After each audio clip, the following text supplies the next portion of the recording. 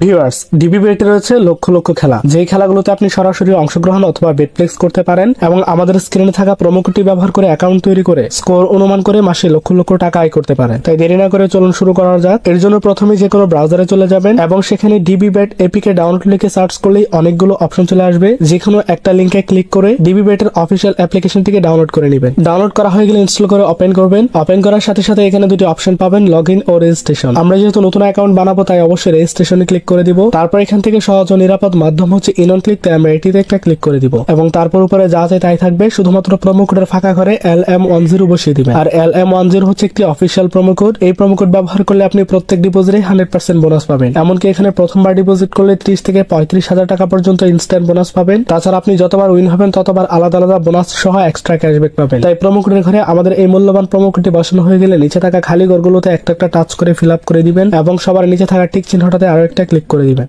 দেওয়ার পর আমাদেরকে একটি পাসওয়ার্ড ও ইউজার নেম দেওয়া হবে। যে পাসওয়ার্ড ও ইউজার নেম আমাদের জন্য খুবই গুরুত্বপূর্ণ, কারণ আমরা অন্য কোনো ডিভাইসে এই অ্যাকাউন্টে লগ ইন করতে গেলে পাসওয়ার্ড ও ইউজার নেমের প্রয়োজন হবে। তাই এটিকে খুব ভালোভাবে স্ক্রিনশট দিয়ে নিলাম। স্ক্রিনশট দেওয়া হয়ে গেলে নিচে দেখতে পাবেন নেক্সট বলে একটি অপশন থাকবে, আমরা এই নেক্সটে ক্লিক করে দিলাম। এবার আমাদের অ্যাকাউন্টটি রেজিস্ট্রেশন কমপ্লিট হয়েছে। এখন আমরা আমাদের অ্যাকাউন্টটিকে ভেরিফাইড করব। এই জন্য নিচের কর্নারে দেখতে পাবেন মেনু বলে একটি অপশন থাকবে, আমরা এই মেনুতে ক্লিক করে দিলাম। ক্লিক করলেই এমন ইন্টারফেস চলে আসবে। এখান থেকে আমরা উপরে পার্সোনাল প্রোফাইল ক্লিক করে দিব।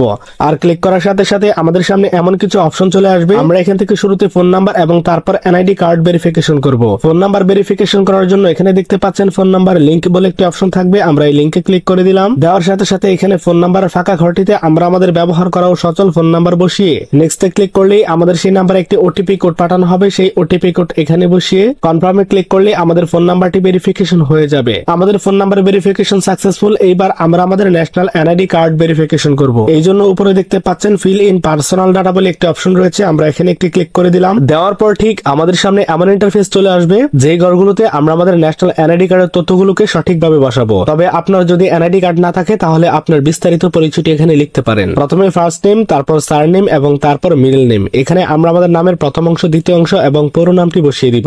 ডেট অফ বার্থের এখানে ক্লিক করে আমাদের ন্যাশনাল এনআইডি কার্ডে যে জন্ম তারিখটি রয়েছে সেটিকে বসিয়ে দিব। তারপর প্লেস অফ বার্থের এখানে আমরা যে ঠিকানায় জন্মগ্রহণ করেছি সেই ঠিকানাটি এখানে লিখে দিব। তারপর রিজিয়নে ক্লিক করলে সবগুলো বিভাগ চলে আসবে। আমরা আমাদের পছন্দের বিভাগের নামটি এখান থেকে সিলেক্ট করে দিব। সিটিতে ক্লিক করলে পৃথিবীর প্রত্যেকটা শহরের নাম চলে আসবে। আমরা যে শহরে বসবাস করি অথবা এনআইডি কার্ডে যে শহর দেওয়া আছে সেটিকে ব্যবহার করব। তারপর রেসিডেন্স অ্যাড্রেস অর্থ হচ্ছে জেলা। আমাদের ন্যাশনাল এনআইডি কার্ডে যে জেলাটি রয়েছে অথবা আমরা যে জেলায় বসবাস করি সেই জেলার নামটি এখানে লিখে দিব। ডকুমেন্ট টাইপে ক্লিক করলে বেশ কিছু অপশন চলে আসবে। আমরা এখান থেকে ন্যাশনাল এনআইডি কার্ড সিলেক্ট করে দিব। তারপর সিরিজে ক্লিক করে 01 বসাবো এবং ডকুমেন্ট নাম্বারের এখানে আমরা আমাদের ন্যাশনাল এনআইডি কার্ডের নম্বরটিকে টাইপিং করে দিব। আর আপনাদের যদি ন্যাশনাল এনআইডি কার্ড না থাকে তাহলে আপনি এখানে আপনার ফোন নাম্বারটিকে ব্যবহার করতে পারেন। ডেট অফ ইস্যুর এখানে ক্লিক করে ন্যাশনাল এনআইডি কার্ডের পেছনে দেখুন একটি ইস্যু ডেট থাকবে, আমরা সেই ইস্যু ডেটটি এখানে বসিয়ে দিব। ইস্যুড বাই এখানে বাংলাদেশ গভর্নমেন্টস লিখে দিব। আর এই সমস্ত তথ্যগুলোকে সঠিকভাবে বসানো হয়ে গেলে নিচে দেখতে পাবেন একটা টিক বাটন থাকবে, আমরা এই টিক বাটনে ক্লিক করে দিব এবং ক্লিক করার কিছুক্ষণের মধ্যে আমাদের অ্যাকাউন্ট ভেরিফিকেশন সাকসেসফুল দেখাবে। তো আমাদের অ্যাকাউন্ট ভেরিফিকেশন সাকসেসফুল।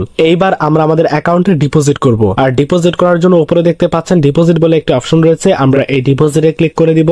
আর ডিপোজিটে ক্লিক করলে অনেকগুলো মোবাইল ব্যাংকিং আসবে। এখানে থাকবে নগদ, বিকাশ, রকেট সহ আরো অন্যান্য মাধ্যম। তো আপনাদেরকে দেখানোর জন্য আমি এখানে বিকাশে ক্লিক করে দিব। ক্লিক করার পর এমন একটি ইন্টারফেস চলে আসবে। এখানে দেখতে পাবেন একটি এজেন্ট ও ওয়ালেট নাম্বার রয়েছে। আমরা যত টাকা ডিপোজিট করতে চাই তত টাকা এই নাম্বারটিতে ক্যাশ আউট করতে হবে। আর ক্যাশ আউট করার পূর্বে অবশ্যই নাম্বারটি ভালোভাবে যাচাই করে নিব, কারণ নাম্বারটি মুহূর্তে পরিবর্তন হয়ে থাকে। ক্যাশ আউট করা হয়ে গেলে আমাদেরকে একটি ট্রানজাকশন আইডি দেওয়া হবে, সেটি কপি করব এবং অ্যামাউন্টের এই ঘরে ক্লিক করে আমরা যত টাকা ক্যাশ আউট করলাম তত টাকার পরিমাণ লিখে দিব এবং তার নিচের ঘরটিতে আমরা যে নাম্বার থেকে ক্যাশ আউট করলাম সেই নাম্বারটি লিখে দিব এবং তার নিচের ঘরে ক্লিক করে একটু আগেই আমরা যে ট্রানজাকশন আইডিটি কপি করেছিলাম সেটি এখানে পেস্ট করে দিব। আর সবকিছু ঠিকঠাক ভাবে বসানো হয়ে গেলে নিচে দেখতে পাবেন কনফার্ম বলে একটি অপশন থাকবে, আমরা এই কনফার্মে ক্লিক করে দিব। আর এখানে ক্লিক করার কিছুক্ষণের মধ্যেই আমাদের ডিপোজিট করা সেই টাকাটি এসে যোগ হয়ে যাবে।